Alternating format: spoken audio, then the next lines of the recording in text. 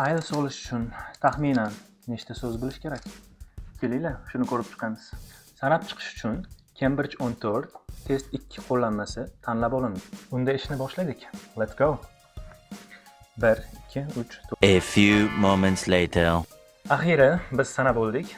Xullas, listeningdan siz o'qiydiganlaringiz 620 ta, eshitadiganlaringiz soni esa 2567 ta. Umumiy hisoblaganimizda 3187 ta so'z. Writingdan bunisi oson bo'ldi, chunki Writing Task 1 dan 150 ta so'z, Task 2 dan esa 250 ta so'z. Umumiy hisoblaganimizda 400 ta so'z. Va savollari sizga beriladiganlar, ular 107 ta chiqdi. Umumiy hisoblaganimizda Writing uchun 507 ta so'z kerak bo'ladi. Endigi navbat Readingga. Readingda umumiy siz qabul qiladigan savollar va o'qiydigan tekst 3008 ta so'zni tashkil qiladi. Speakingga esa umumiy siz aytadigan so'zlar va siz qabul qiladigan savollar bilan qo'shib hisoblaganimizda taxminiy son 1279 ta.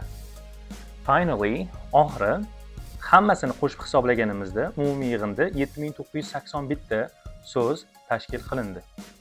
Bu videodan asosiy maqsad sizni demotivatsiya, ya'ni motivatsiyangizni o'ldirish emas, balki yanagi yodlaydigan so'zlaringizda shijoat bilan va kuch bilan davom etishdir.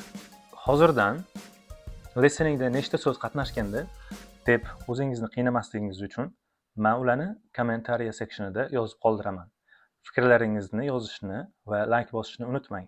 Keyingi videolarda ko'rishguncha salomat bo'ling.